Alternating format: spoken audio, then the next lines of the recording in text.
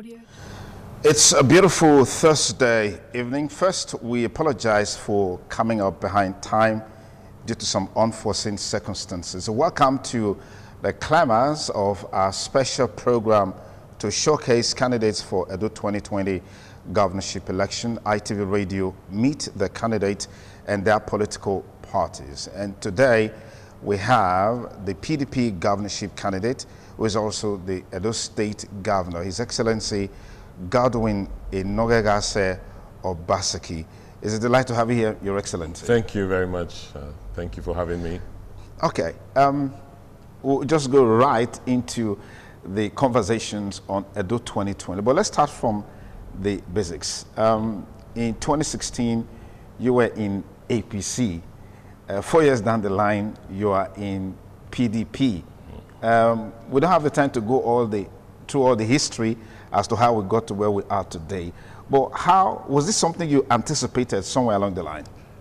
I didn't anticipate it in the beginning, but by the time I had spent 2 years in office, I knew that something was wrong, because the issues and the concerns that we used to express about the PDP, I found were more fundamental, or more within the APC, which was that in the APC there was just arbitrariness, there was impunity, there was deceit, where the leaders will say one thing and do exactly the opposite. What they were criticizing PDP for, they were doing much worse. For instance, they said, one of the criticisms against PDP was that the PDP government just believed in sharing the money. And 2 years into my administration, the major challenge I have with the leaders of APC was that I was not sharing money. So I just came to the conclusion that APC was not being honest. They were not being straightforward. The leadership of APC was not being straightforward. And in any case, they were not as organized or as structured as PDP, as I now have found, having joined PDP. All of these things you talked about that you later found out in APC, they were instrumental to you becoming the governor in your first term. Did you have any problem with that? That was a shock, because being outside of the seat, I did not see these aspects, because the rhetoric was not that. The rhetoric was that we're progressive, that the party is a progressive party that believed in putting people first, that believed in using the resources of the people for the development of the state. And here I was trying to do that, and I was being challenged. Isn't it some sort of betrayal on your part against the background of where you're coming from and where you are today? No, I think it was there was a much more fundamental betrayal to a cause, because I was made to believe, well, I believed that the party was a progressive party. I did not see that aspect of deceit within the party. I truly believe that this is a party that meant well for the people, that will put the people first, and will make sacrifices for the people, not for certain individuals.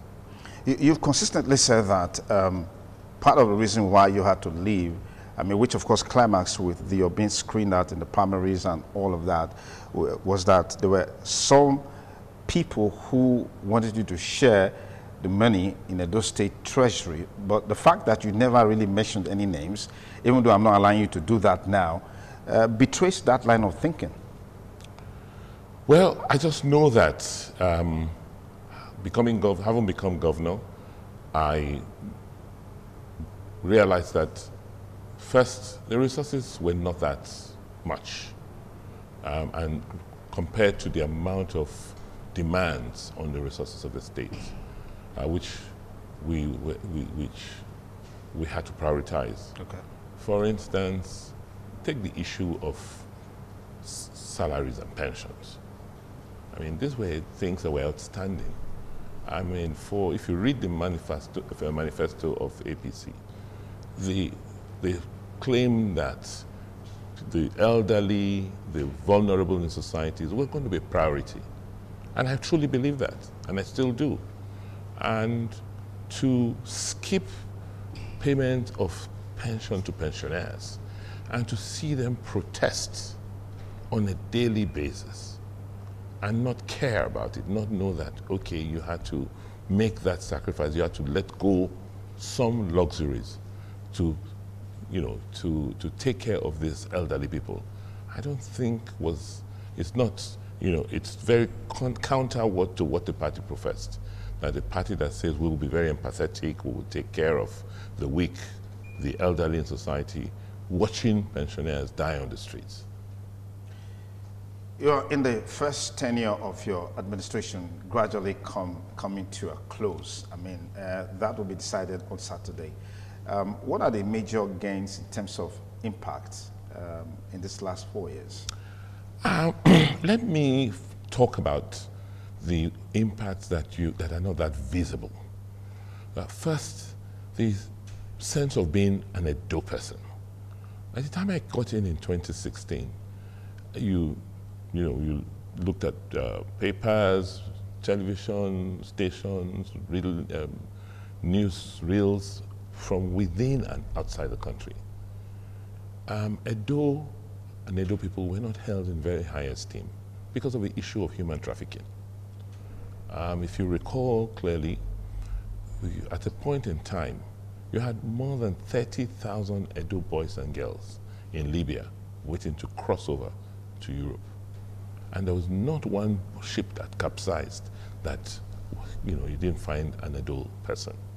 That stigma, for us, for me, was not something I could live with. It meant there was something fundamental wrong that was leading these children, these youngsters, to run away from home. And they were not going out there and not representing us well.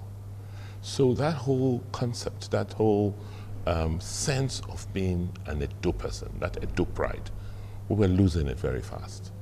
And for me, I thought that is something that you cannot quantify, it's something you cannot measure, and something we had to deal with. 4 years after, I think there's that sense, that Edo pride is being restored. When we talk about human trafficking, today mentioned human trafficking, Edo is no longer number one. We've gone down, in the ladder. You look at the issue, and what was the problem? The problem was our educational system had collapsed. A lot of these young people who were running away hadn't been properly trained. Even though they had, some of them had gone through schools, but they were not really properly educated and almost unemployable. So for us, the emphasis had to be first reenacting, rebuilding the educational system at the base, trying to give young people hope, and revamping your technical schools, setting up centers to train them, trying to match them with jobs.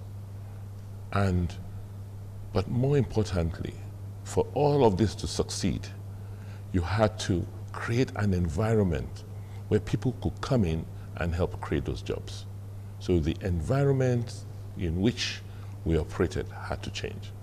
So first, you had the issue of people, you had the issue of creating jobs, and then creating the environment in which these jobs will be created. Nobody wanted to come to Edo State. You had only one flight in November 2016, coming in Delhi. Today, you have more than 8 flights coming into the city, into Benin Airport. Between 2016 and date, I will estimate roughly that in excess of $2.5 billion of private capital, particularly Edo diaspora capital, have come in home mostly, and you can see most of it in real estate and in small businesses to support families. Because we had improved the environment. We had removed touts from the streets, people who used to harass innocent business people, innocent traders. We had to get rid of them, which is part of the issue we're facing today. The CDA issue, the Community Development Associations, you couldn't afford to build a property. Even in the GRA, government projects, you had young people or people who were coming to hold property developers to ransom. One piece of land is sold 3-4 times to different people. So by just coming in and insisting on rule of law, insisting on order, that things should be done properly, and removing non-state actors from the business of collecting government revenues, and removing touts from our business places and the marketplaces, that changed the entire business, the entire environment. People were now free to put more monies into their business, not afraid that they will be harassed by some agents. The people were free to buy land, to develop land without being harassed by, CDA people, and the whole environment just began to improve. Okay.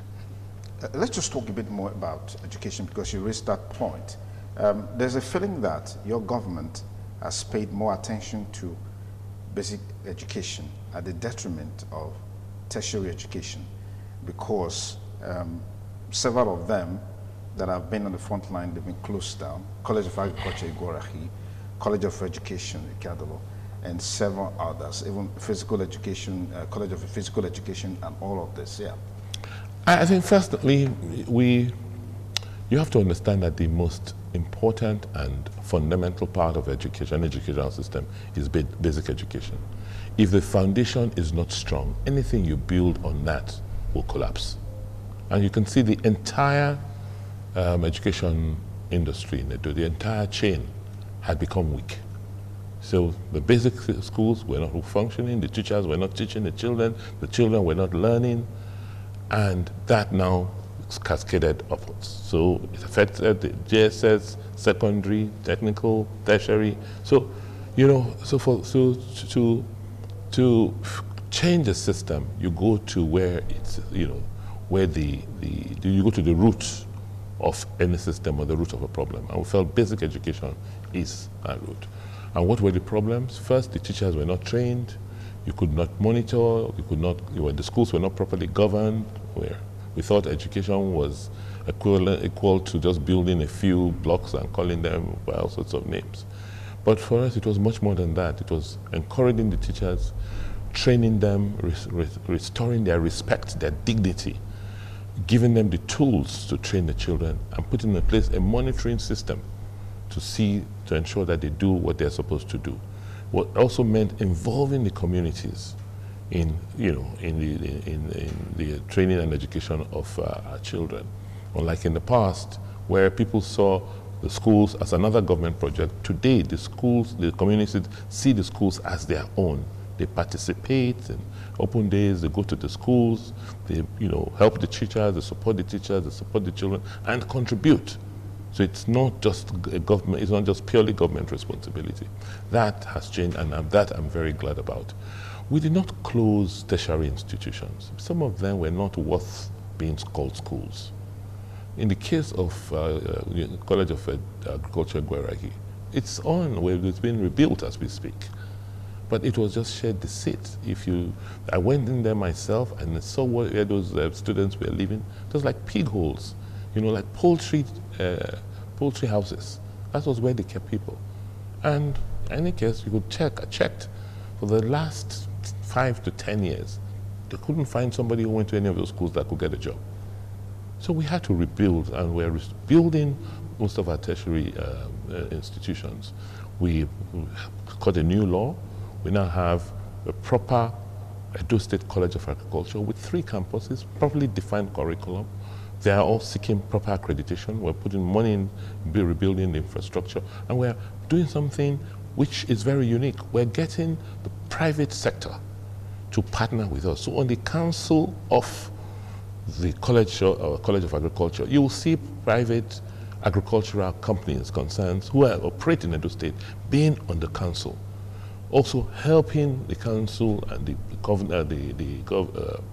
the school authorities define the curriculum, train them. So we're saying, look, this should be a training ground from where you can hire the people you need in your businesses. So we're making it, linking school with work, linking education with, theoretical education with practical education.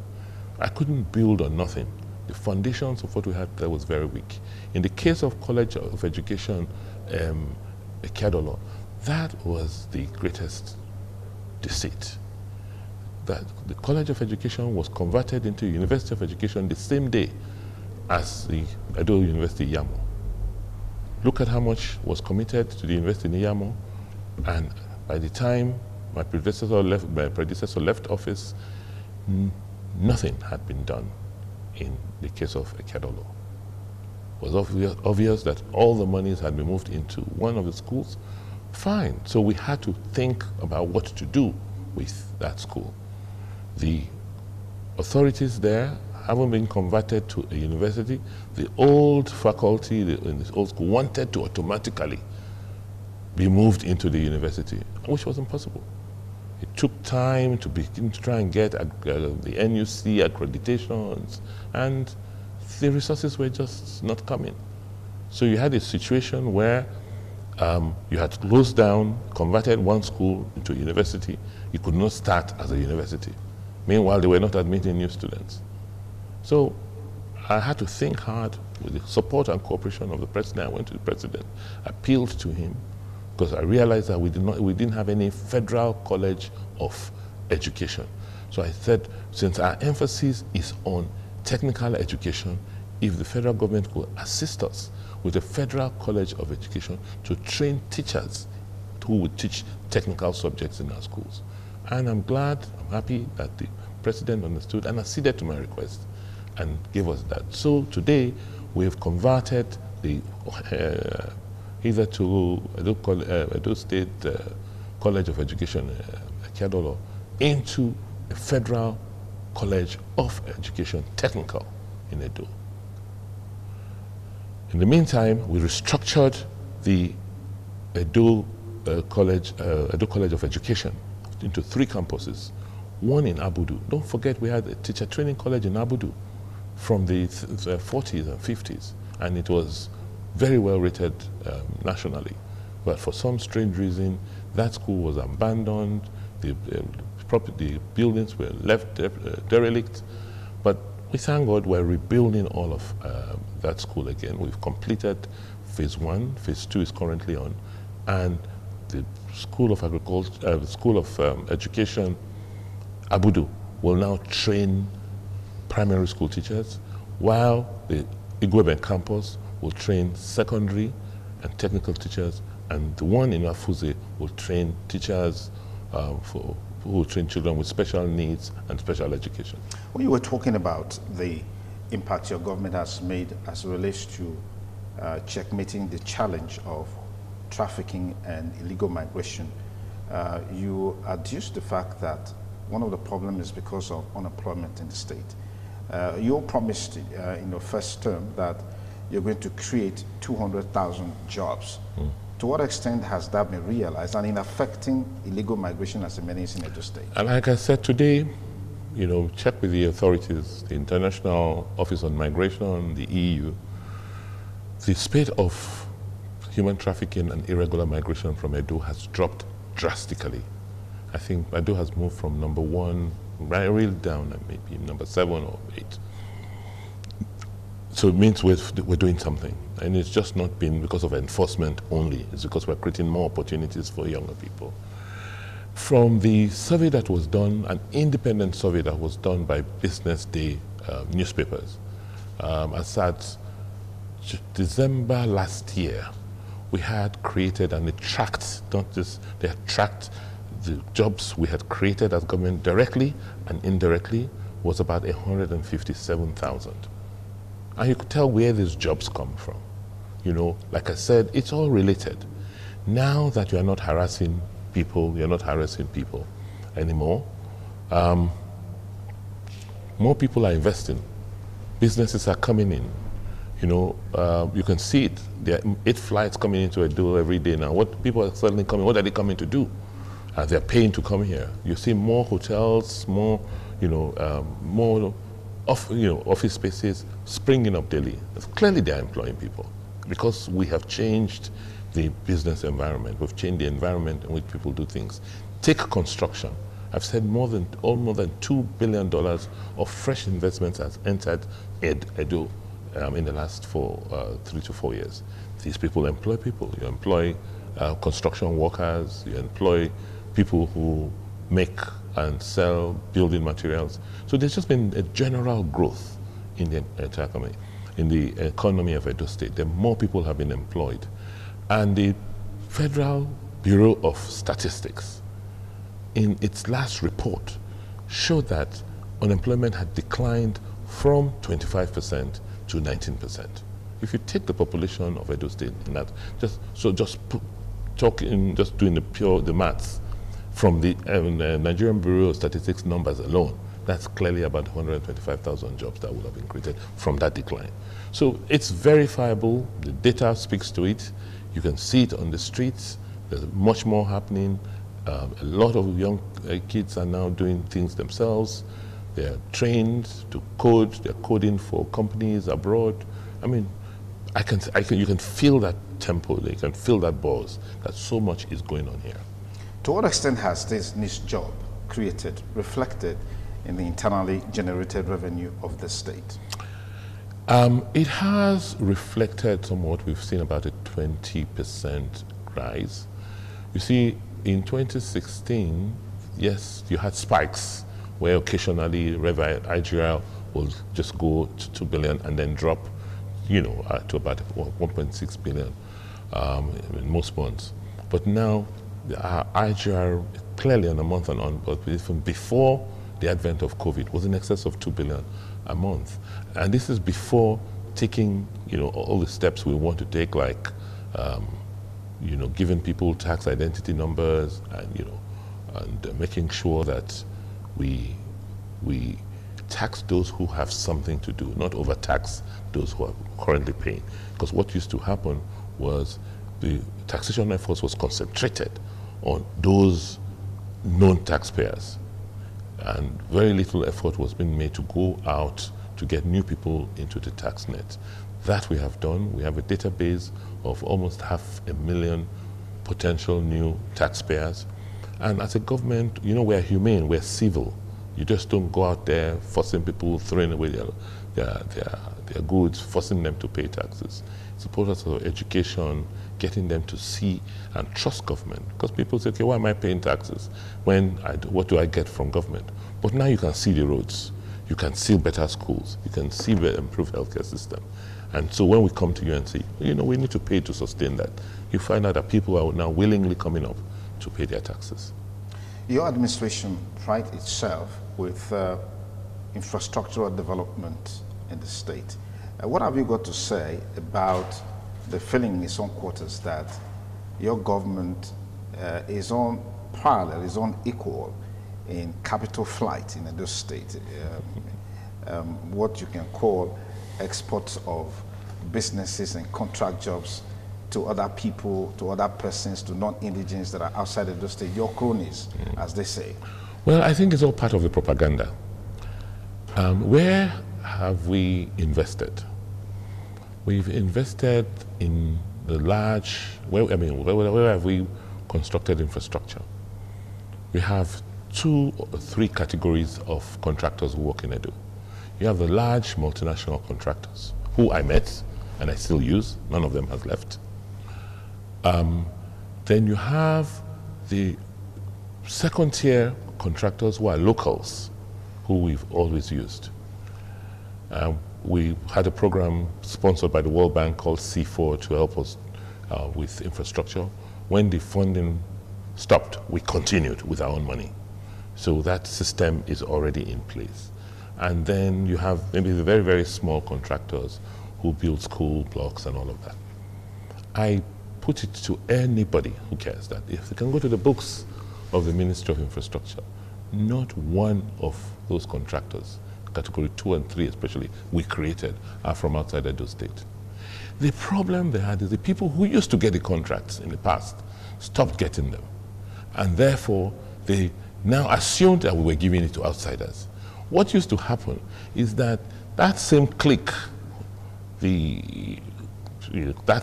small clique that are close to government and people in power, close to the godfathers, are the ones that used to get the contracts, and they will now sell those contracts to third parties. Now they are not getting the contracts.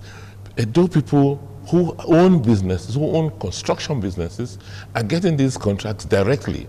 So as far as they are concerned, those people are foreigners. They are outsiders. They are from outside of the state because they are not the ones getting those contracts anymore to sell And at the end of the day, when I give a contract of 50 million, or a contract that should have been 50 million, I have to give it to you for 100 million, so that you can make your own profit and sell it to the person who will do it for 50. Now I'm not doing that anymore. I'm giving the contract direct to the person who will do it for 50. So instead of spending 100 million for that one road, I'm able to build 2 roads for that 100 million. That is the problem. It is not because there's capital flight or we are giving work to non-Edo people. In any case, or if there's that capital flight, why are you seeing money coming back into Edo in terms of restaurants, houses that you see? All contractors who have bidded and worked on our suburb projects, the schools are primary education, primary schools. They're all locals. They're there. You can go to the website. Their names are there. Their addresses are there. Is it true that Edo State is the second most exposed state to foreign lenders? To Lagos, second to Lagos. Well, yes and no. The loans I have been part of taking have all been the type of loans governments should take. Very long-term loans, and sometimes even like grants. The bulk of the money I have been associated with borrowing in Edo State have been monies from World Bank and such multilateral agencies, where they give you money at less than 1% for like 20 years. So that you can use the money to build roads, build schools, that will take time, that will help grow the society over time, and you can now get these monies to get revenues from these development projects to pay back. It's not like going to the bank to borrow money to pay salaries or borrow money to do, to build roads. We've never done that. The problem with the loan structure is that my predecessor in office borrowed recklessly without me knowing. And yet you were the head of the economic management team. Right, we didn't know. How could that be possible? Because there were 60 billion of arrears contract they gave out to contractors that were never paid. I didn't award any contract. That's debt. There were things that were owed the banks, which the federal government had to now take on and restructure. When the administration came in 2016, the total debt, like you said, in 2008, total debt was 40 billion. Between 2008 and 2016, we earned almost ₦1 trillion, and he still left a debt of almost 140 billion. What's the current debt profile of Edo State? The current debt profile is under 130 billion. This point of time, because they are mostly, apart from the ones that have been structured, the federal government had to restructure all those debts. We don't have any local debts. We're not owing any local bank. What we have are debts to the World Bank, debts to the federal government, and debts to contractors. If you just join us, you're watching Meet the Candidates on independent television and radio. And today's program, we have the privilege to host Edo State Governor and the PDP governorship candidate, Godwin Obaseki, responding to a wide range of issues as it bothers on Edo State governorship election, which of course is scheduled for Saturday, 19th September 2020. I want to say big thanks to all our viewers and listeners across the world on YouTube, on Facebook, and on our website. As is the tradition, at the closing stages of this discussion, or rather interview, our studio line will be open so you can call and contribute and ask your question. Please ensure that when you do call, do not cast aspersion on anyone. Be as brief as possible because others are waiting. And just in case you can call, we also will provide you with a WhatsApp number with which you can send your questions or your contributions. You can also start posting your contributions or your questions either on YouTube or on our Facebook page. It's still Meet the Candidate on ITV Radio Benin. We'll take a short break. We'll be right back.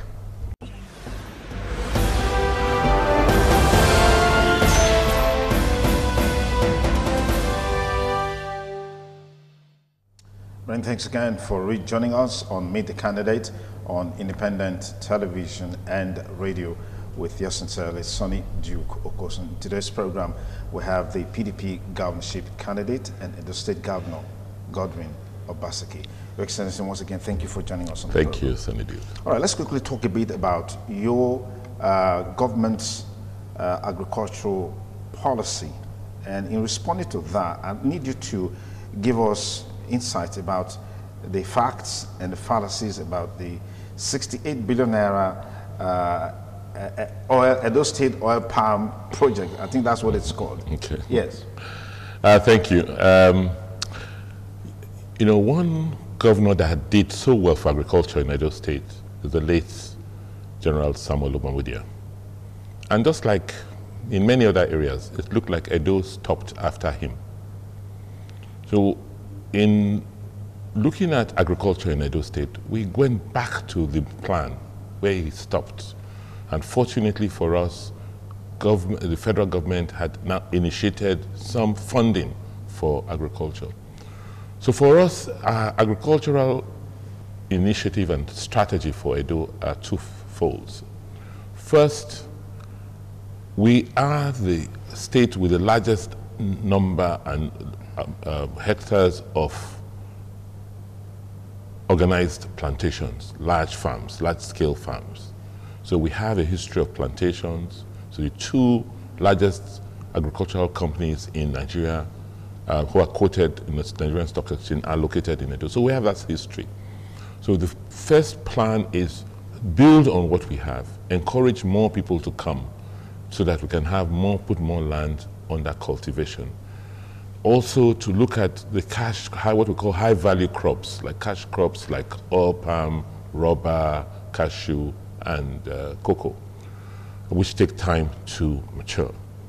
Under that arrangement, we then decided to make more land available. And we have been able to, we were able to now go through our land system, the land allocation. We did what we call a forest audit to see how much land government really had, how much land had been deforested, how much land had been degraded that couldn't be pure forest, and to see whether we can put such land into agricultural use and invite large agricultural companies to come and invest in agriculture in Edo State. Fortunately, the central bank already had provided facilities. So today I can tell you very, firmly, authoritatively, after the forest audit, we have found almost 120,000 hectares of land that we could put into use as plantations. We called companies to bid, companies who have the resources to do so, and to date, we have just finished allocating about 50,000 of such land to companies like Flour Mill of Nigeria, like Dufil, the people who make Indomine, like two others. So these people, these companies working with the Edo State government and the Central Bank of Nigeria will start expanding and cultivating large areas for products like oil palm, rubber, and cocoa. That is one category. We then went down to the next category to see that there were farms that the Obamudia administration established. Some farms that the Awolowo established when we were part of Western region, like in Sobe. That was a farm we owned and took over from the Western region. There were farm settlements. There's another one in Okwe. That one we're working on that at this moment. Obamudia had set up farms in Warake, in Agbede, in Agenebude. But they were all abandoned, derelict, all sorts of crazy transactions had been done by them over the years. We went back to them and we've now resuscitating them. But we're not doing that as government under the Ministry of Agriculture.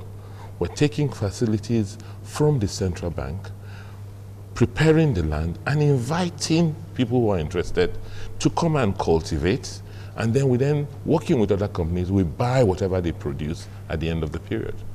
Under the central bank outgrower schemes or commercial agri transaction, funding is offered, good seedlings are offered, fertilizers offered, extension service offered, so that people can make money. The problem with agriculture is that by the time you finish clearing, you finish clearing, providing security, you won't even have money to do anything. So we, working with the CBN facilities, help you remove that risk.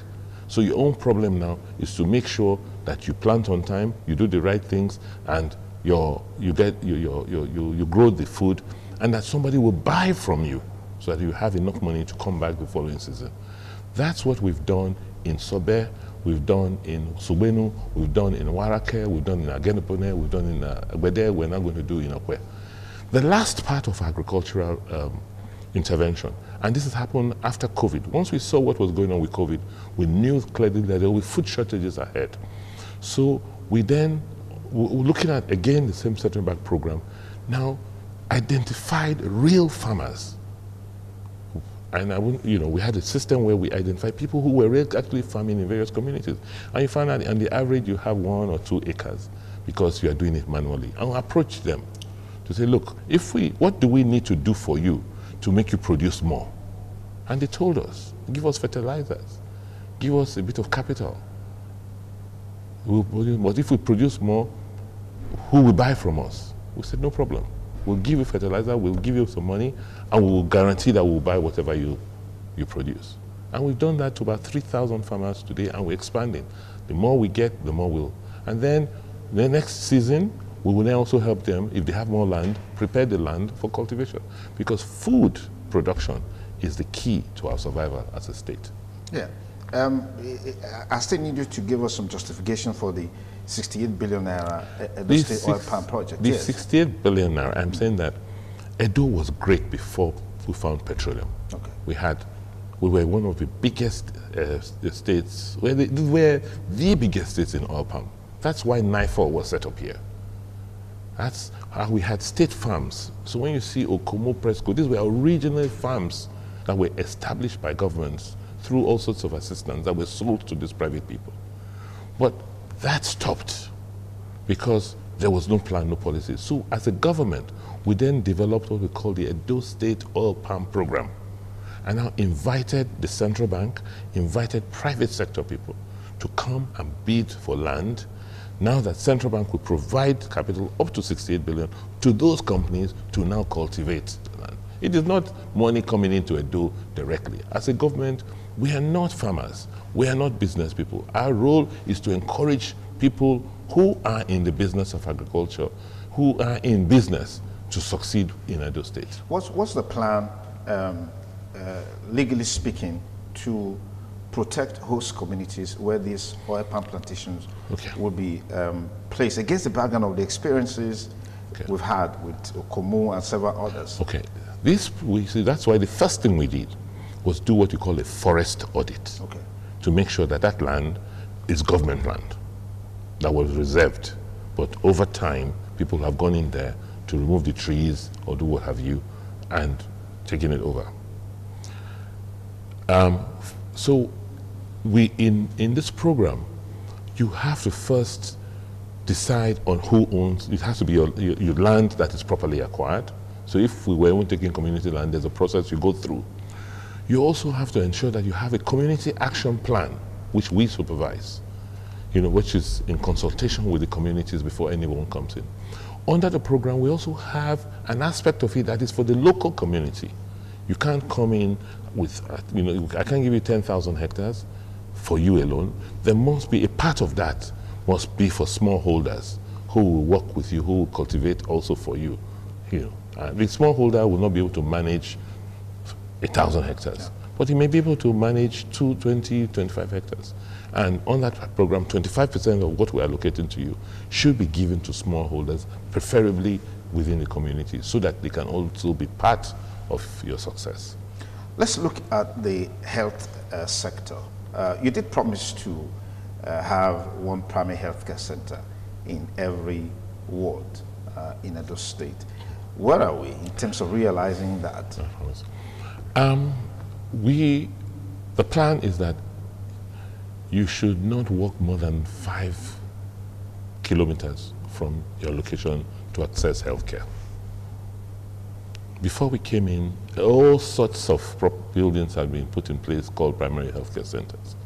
Many of them abandoned because here again, people just took advantage of government policy to build things that were not functional or could never be made functional. So what we did was say, this is the future. This is what an ideal primary healthcare center should look like. This is where it should be located. This is the minimum standards for a primary healthcare center. So we built the first 20 as prototypes for what primary healthcare centers should look like, after which we started expanding. Today, we have 66. Each primary healthcare center must have 24/7 electricity, must have water, must have security, should have, if possible, accommodation for the staff if it's in a rural area, must have a minimum number of staff, community health workers that have been properly trained, and also we have a program to continuously train them, must have technology, a computer. We have a system where anybody who comes into that center, you obtain data, and all of that data is keyed into a database. So you know who has come in there and their condition, so that you can always have follow-up or referrals. The plan is that our specialist hospitals, our specialist hospitals going forward will be referral hospitals. You should be referred from the primary healthcare center or your clinic into you shouldn't be coming to a general hospital to treat malaria. That is something you should be able to treat in the primary healthcare center.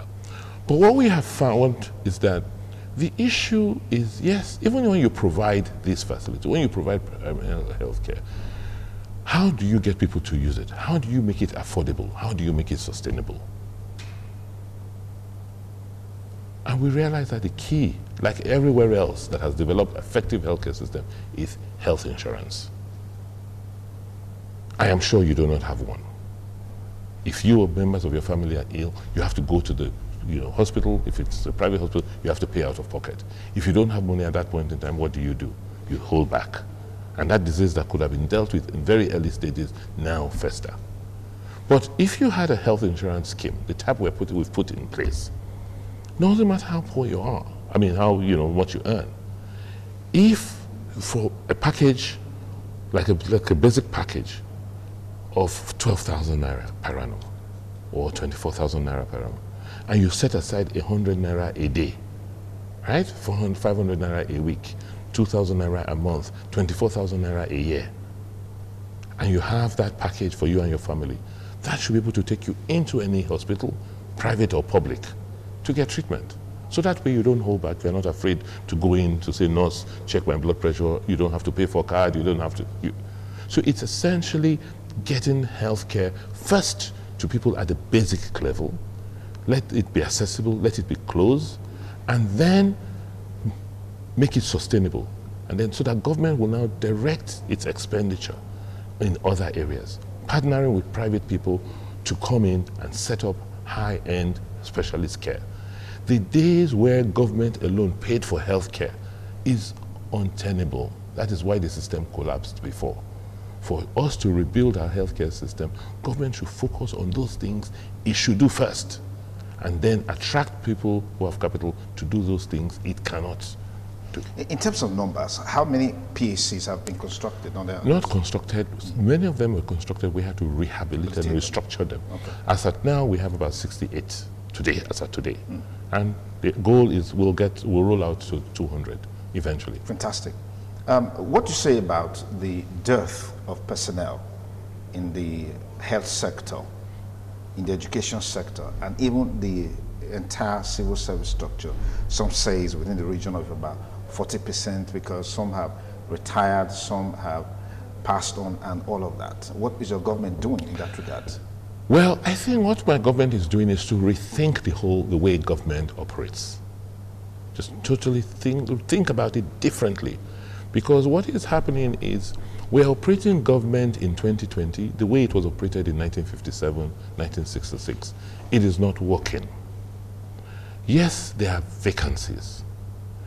But before we fill those vacancies, we are restructuring the entire system. Before we hire more teachers, we are retooling the ones we have, getting them to work better and smarter.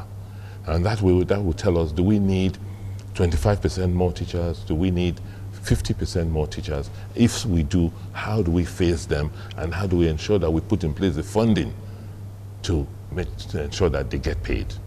The same thing in the healthcare sector. You just don't hire for hiring's sake. You have to rethink and say, this is what government must do and should do, right? I am saying the emphasis of government should first and foremost be on primary healthcare. Do you have enough primary health care workers today? Choose and choose. In the books of the local government administration, you have. Do they exist? Have they been properly trained? Maybe not. Can you have more people who have read health-related subjects who are now in other areas, in administration? Do they exist? Do you want to bring them back? That is the kind of detailed thinking that is currently going on. How do you even help them work better when they get there? It's only when you have done that can you now say, okay, I need to hire more. For instance, if you take the public service, the category of stenographers exists. Do we still need them today in the world of computers? What sort of role, what did stenographers do before? What are they doing today? What should be their role in the public service today? If you look at the public service, there's no room, there's nothing, conditions of service, or maybe they're trying to build one, for computer scientists.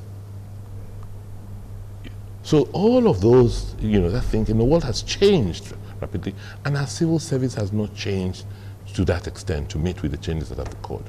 So as a government, we're sitting back. It's very tedious, it's very tough, but we are honest about it to say, let's not continue to do the same of the same because we want to be populists. Let us do what will work because tomorrow must come. It was our yesterday that is haunting us today. And if we pretend about the situation, God forbid, I don't know what tomorrow will look like. We believe that with what we're doing today, our tomorrow can only be better. What really comes to mind when you talk about industrialization as it relates to your government? Two major projects, the Edo refinery, modular refinery, and then the Oshomo electricity project. There have been questions about the ownership of those projects. Can you lead us into that? Well, you see, sometimes it's very laughable when people talk about ownership. And I suspect it's where they're coming from. The way government has always behaved in the past without transparency. First and foremost, government does not own these transactions. Government facilitated them, did all the things that the investors required so that it can happen. It is not a business of government to set up power plants, but it is the business of government to make sure that there's electricity. It is not the business of government to set up refineries, but life would be better for citizens if people came in to set up refineries so that people don't suffer to get products. So people have to understand that thinking. So what we have done in these two cases is, in the case of the Oshomo power plant, just like Azura, we didn't put any cash. What we did was created the environment, gave the land that was necessary, gave all the support, the security, the guarantee that when you build, we will buy the power. Well, if you need regulatory approvals, we will work. For that, since we're not putting a lot of cash, whatever interest we have, we'll take it and put it in the government portfolio. So first, it's not government's business. I won't go and take money, the money I need to train our children for education to go and be setting up a power plant. There are people who have money to set up a power plant. If I encourage them and create the environment for them, I don't allow CDs harass them, I don't allow Agberos to torture them. If the environment is right, people will come and do their business. If I give them guarantee that I will provide security, I will protect them, they will come. In the case of the modular refinery, that was a federal government policy to say, look, all producing communities, we encourage you to set up modular refineries so that some of the products, rather than everything that is extracted from your land being taken away, and by this way, one day you may not have it anyway. How would you now, what would you show in future that for the fact that you had oil in your community. So as part of that government, federal government program encouraging modular refinery, we latched in on it and attracted investors and said, please come to Edo. We have some oil and gas in some areas, particularly in Ulubu area where there are quite a few fields. If you set up, you'll be able to get crude oil from some of the people operating there today. And to encourage you further, we have a body called a SOPADEC that is supposed to be catering to oil-producing communities. So some of the monies that is coming in there, let them be investors. Let us also be players. Not that we're sitting down there every day, they give you 13% derivation money, you play, you finish, and you cannot see any evidence of your own participation in what you own, what God has given you. So we said, no. SOPADEC puts this, yes, it's a lot of money for, the first phase of the project is about $10 million. So even if it is $2 million of your own, put it in, rather than, spend it. So if you say these projects are not owned by the state government, why is your government using them as objects of because campaign? They will not have come, but for us, we went in to solicit them, to attract them. All these years, why did they not come? Because the previous governments did not do things to attract them. And many more will come. Many more. We have an industrial park we have laid out. There are many more companies that are going to come and set up in Edo State. Because we've done all the work, all the study to go out there and show that Edo is a good place to do business. Edo is a place to put your investment. If you come to Edo, you will make money. And that is the purpose of government, which we're trying to change. If government were to put its money, first government doesn't have that kind of money anymore. It doesn't. So that power plant, the Osimo power plant, could have cost the investors in excess of $500 million, right? That is my annual budget. So should I take my annual budget and go and put in one plant? Does it make sense? But those people in government never could do it because they they didn't know how to leverage. They don't have economic minds. That is the difference. All right, just before we take a break and then open our studio line, in spite of the Edo State Stormwater Project, each time it rains in Benin, there's still the menace of erosion and flooding. What is your government doing to, take care of this erosion and flooding problem in Edo State? Without the Storm Master Project, and we're doing more now, if you go to Capio, Edo would have been underwater. Because don't forget that over the years, you've distorted the ecology. This is the rainforest. But you look around, you don't see any trees. The soil is not holding water. All the natural paths through which water will drain have all been blocked. People have allocated lands, built houses. So the water does not, cannot flow through its natural channel because of all the distortions. So that is why you now have a need to now construct man-made channels to take the water out. The amount of rainfall, I'm sure you see the warnings from NIMET that it's, because of global warming, in some years, there'll be a lot of rainfall. And that's nature, there's nothing you can do about that.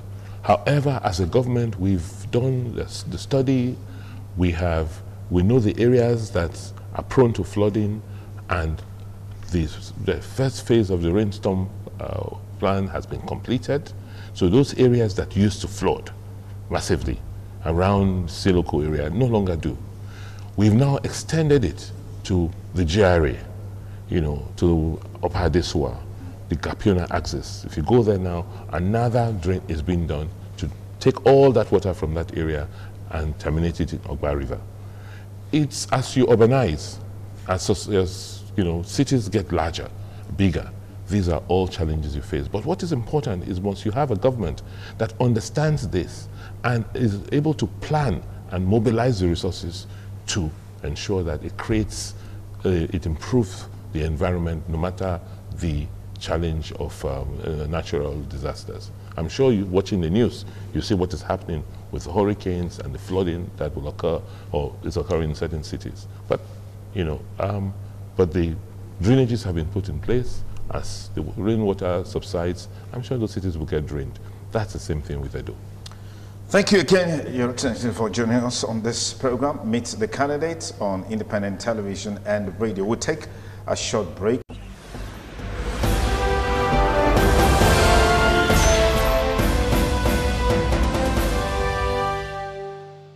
Many thanks again for joining us on Meet the Candidate on independent television and radio.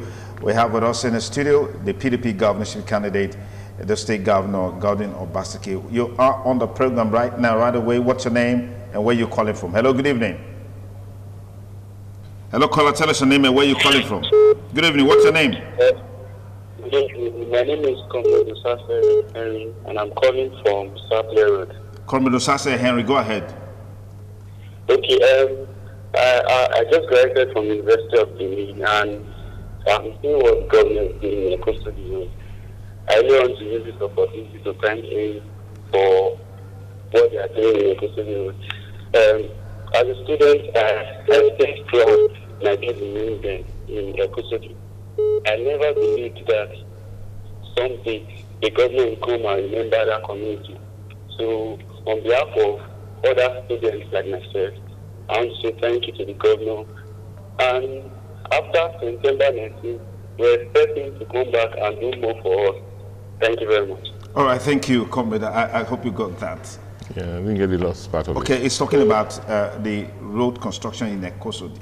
Yes. Yeah, he wants to appreciate you for. Thank you. I mean, that is, and for us, road construction shouldn't be a big deal.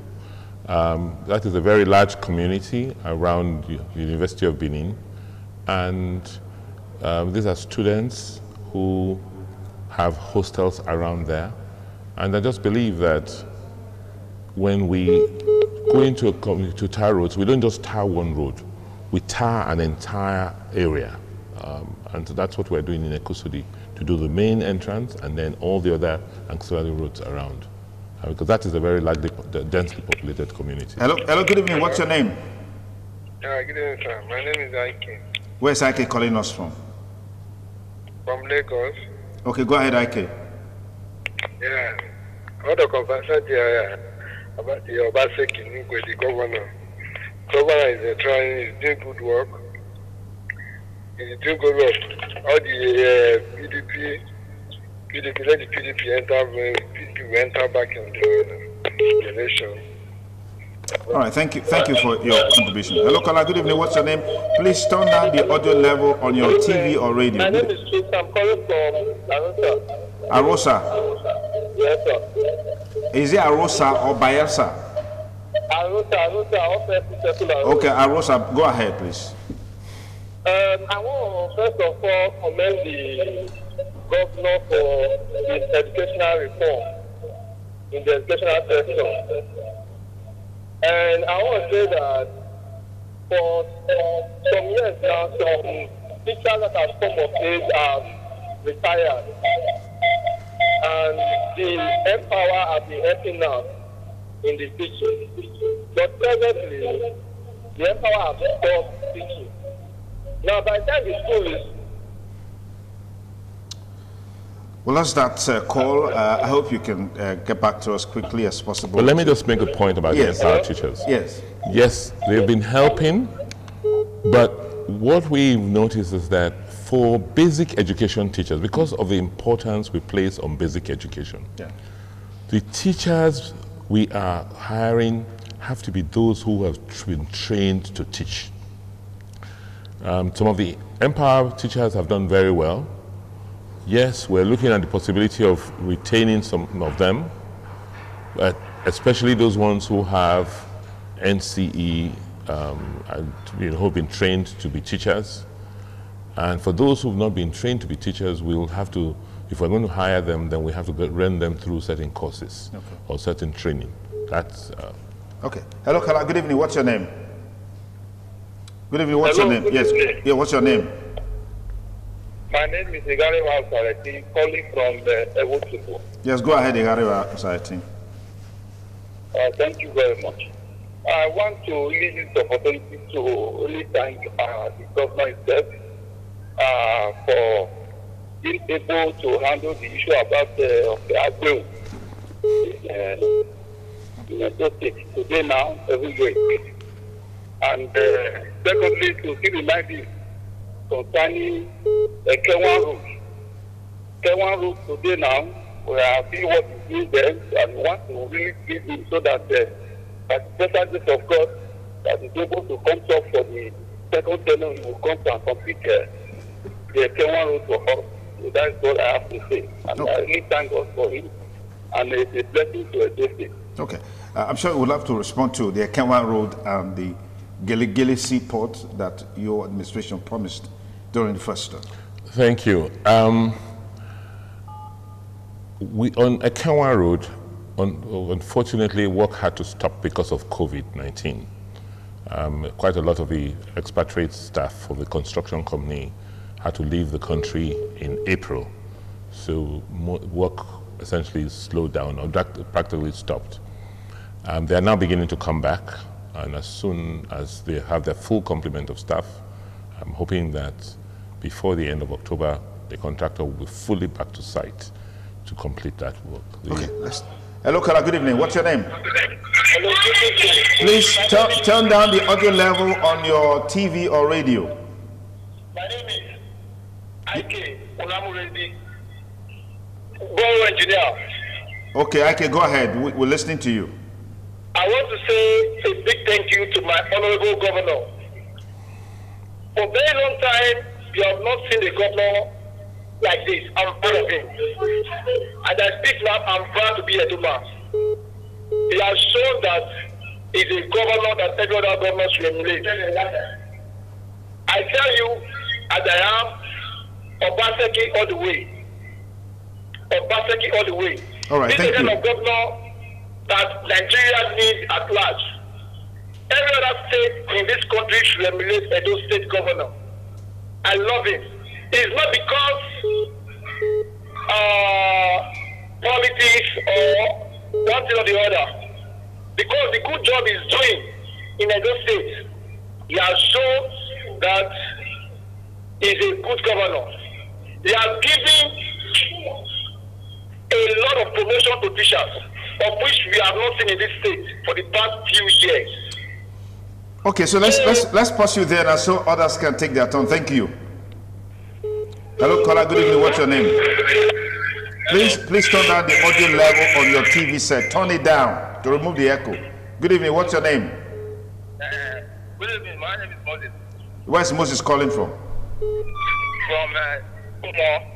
From Iguamo. Go ahead, Moses. So I want to ask about why the state government stopped road construction. Okay, the governor is here. Will respond to you. Thank you. So, you want to respond to that question? Text Mill is like a Kenwan Road. Okay. The contractors, the staff of the contractors had to leave the country because of COVID-19. Okay. They are coming back now, and they will go back to site immediately. Okay. Hello, caller. Good evening. What's your name? Yes, good evening. What's your name? You're live on the program. Please turn down the audio level on your radio or television. What's your name? Apostle Dr. Jim. Where are you calling us from? Apostle, we'll have to take you off and give the opportunity to another person. Hello, caller. Good evening. What's your name? Hello, good evening, sir. What's your name and where are you calling from? My name is Greg. I'm calling from Benin. Yes, Greg, go ahead. Okay, good evening. First of all, let me commend our governor. They are trying for what they are doing to find space. But and also the road they are doing a good road in the state. But I want to call it concerning our side now. This is the Power Road. The road linking Wasota to Tegami Road. That road has been bad for the past 20 years.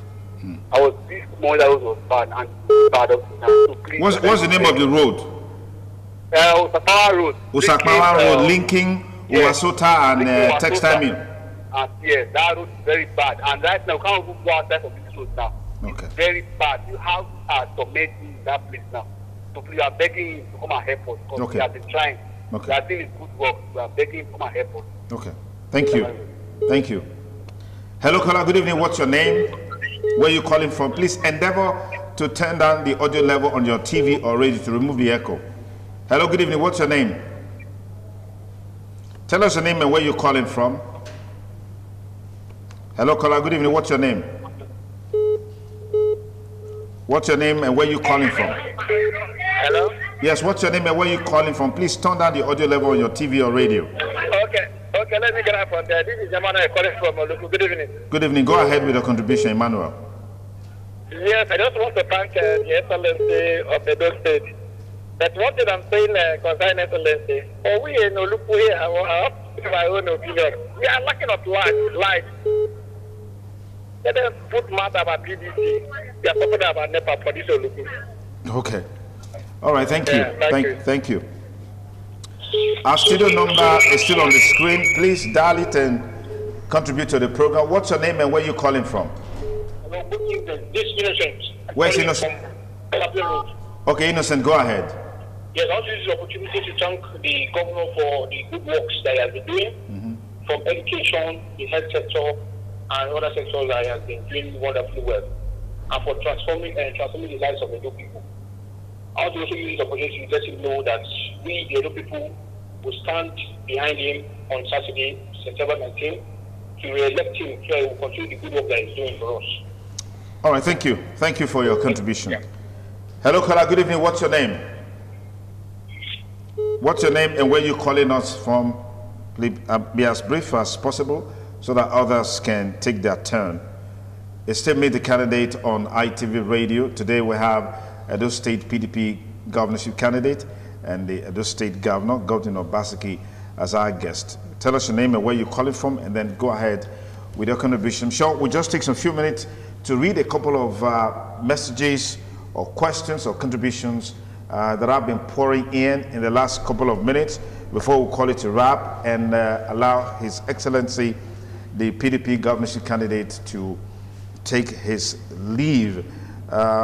We requested you to send your messages to the number. So I have this one. It says, my name is Michael Osayuwame from Uredo, Ward 41. Want to commend the governor for all his work so far. I've been so impressed.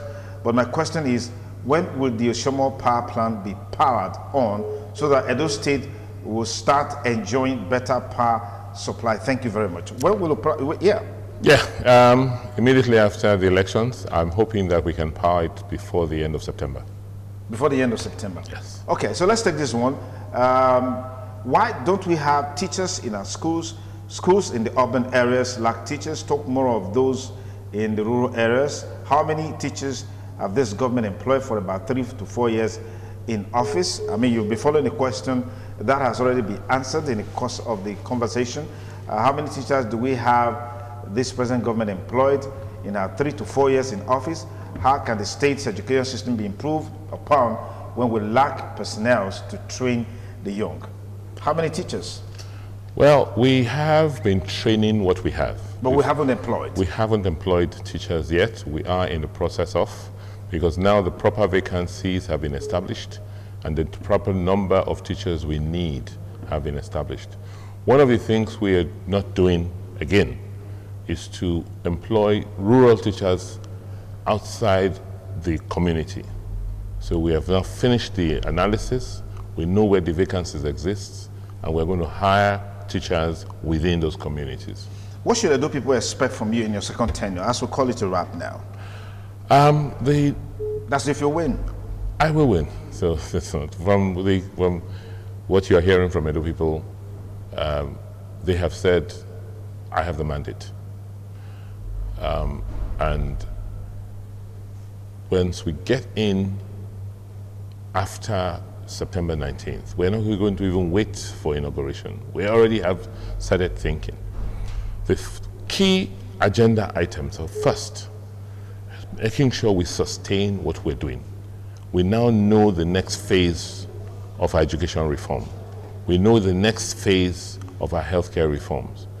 And my word-to-word visits, my word-to-word campaign has been so enlightening that it is not just about what we plan to do. I have now seen for myself what we need to do where. I now know what the priorities are. I now know that just as education is a priority, electricity is as much a priority in some areas. And so all what we are doing today to improve electricity supply needs to be stepped up. And that is fairly complex. It's not what I'll just take money as a state and fix overnight. We are focusing, we're going to be focusing again on the people. But to make Edo work, the public service must work. The bureaucracy must work. And we are now going to accelerate and fast track the process of rebuilding the bureaucracy, of bringing in more civil servants, more public servants, training them, giving them the equipment to work, and ensuring that you train them to operate in a new digital world. Because the requirements of a post-COVID world is not going to be what it used to be. We are emphasizing industrialization. We've experimented over the last 4 years, and we can see people coming in to Edo to invest. As long as we can permanently keep away the lions and the tigers from our political scene, it means, therefore, that never again we will have a situation where people will come in to discourage, extort, and exploit people who want to come and invest and make money in Edo State. So the issue of law and order is going to be paramount. We're going to continue to. So this election is a mandate for us to continue what we've started. Industrialization is key. We have put in place a lot. So companies are waiting. They've watched us very closely. They've watched our conduct during the elections. They can see clearly where we're going. And we're very optimistic that after September 19th, we will not be able to stop the influx of people who want to come into Edo to invest, bring money, because they can read us, they can see what we're doing, and that there's a connection. And then lastly, we want to make sure that this is the last time in the life of governance in Edo when a government will come into office without us having a long-term plan. We are going to be working on the Edo 2050 agenda, which is a 30-year plan for Edo. This will include regional plans, it will include urban plans, it will include economic plans, it will include social plans, so that when the next government comes, they know what they need to do. So the issue will then be the policy choices, but you know where roads are supposed to be built, the type of roads, the dimensions of the roads. You will know where power lines are supposed to be. You will know how many schools you need to build. So over the next 30 years, we must have a directional plan. We must set a compass, a direction in which Edo should move. Edo must move forward. And that is the legacy we will leave for Edo people. If peradventure you lose out of this election, would you accept? If it is free and fair, why not? I'm a Democrat. I will accept.